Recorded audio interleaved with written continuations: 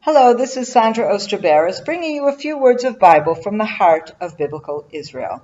This week's Torah portion is Korach, and it begins in Numbers 16, telling the story of Korach, who actually leads a rebellion against Moses and Aaron and indirectly against God. Now, why is it that Korach at this particular time comes up with his rebellion? Now, I'm not asking you what he's rebelling about, and when you want to understand what his point is, what is his message as his rebellion, it is in verse 3. For all the community are holy, all of them, and the Lord is in their midst. Why then do you raise yourselves above the Lord's congregation? Pure and simple jealousy. What are they saying? God told us at Sinai, we are a nation of priests. We are a holy nation and a nation of priests.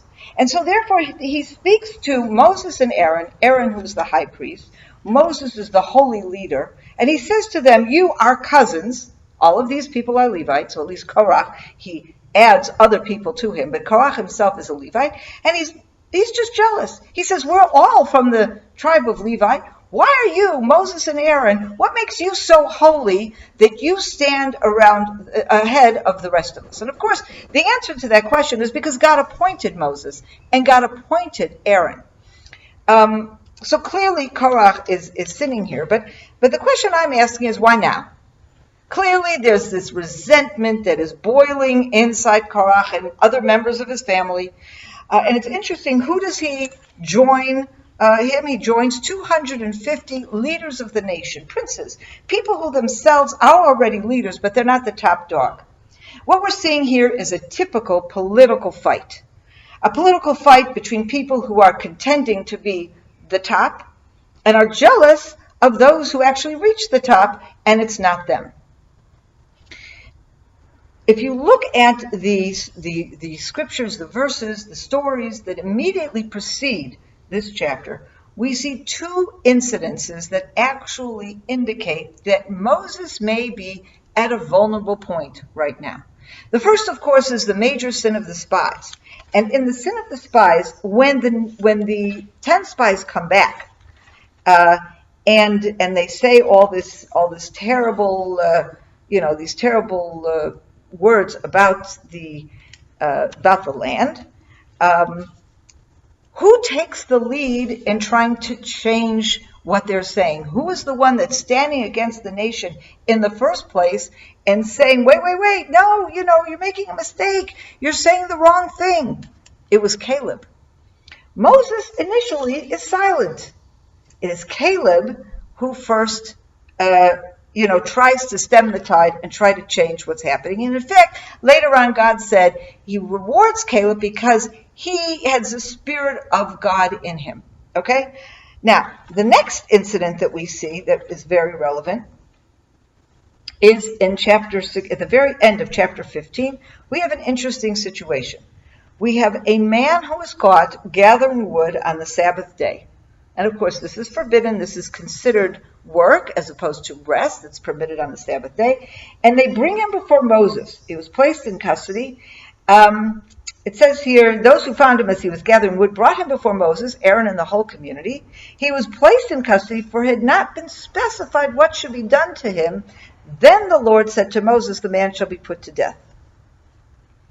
What do we see here? We see here a hesitation on the part of Moses. He himself doesn't have an answer as to how to respond to this particular situation, and he waits for God to give him instruction. Now, of course, from a spiritual point of view, Moses is acting 100% correctly.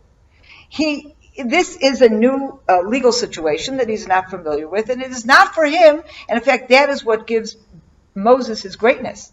He doesn't see himself as a self-appointed leader who is a tyrant or as a dictator and he can do whatever he wants. He sees himself as a messenger of God. But Korach is looking from the side and he's saying, aha, Moses is vulnerable here. He hasn't figured out, he doesn't know how to respond to the spies. Caleb is the one who gets up first. He's not sure what to do with his fellow. Maybe Moses is getting old. He's in his 80s. He's old, he's feeble, he's not quite as strong as he was. He mistakes Moses' humility, Moses' understanding of his role, not as the top dog, but as the appointee of God to help and lead the nation. Korach doesn't understand that that's what Moses is, and therefore he views both of these instances as moments of vulnerability, and therefore chooses these moments to challenge the authority of Moses and Aaron, to challenge their leadership. And it is therefore very, very important that in the case of Korach, unlike in the case of the man who gathers the wood and is put to death by the nation in the way punishment of this kind would be meted out with a justice system, instead, what does God say? That Korach and his group will die in a very unusual way. And indeed, what happens? The earth opens up and swallows them all alive. Clearly, an intervention from God. And this is the correct response to Korach. Don't look at Moses and think he's vulnerable, because Moses represents God. And God is therefore the one who's going to punish Korach and send that message, a message that reverberates around the entire nation. It is not about Moses, and it's not about Aaron, and it's not about who is the political leadership. It is about God and who is the person that God has chosen to convey his messages to the nation and to stand and lead the nation in the way God wants them to be led, to follow the destiny that they need to follow.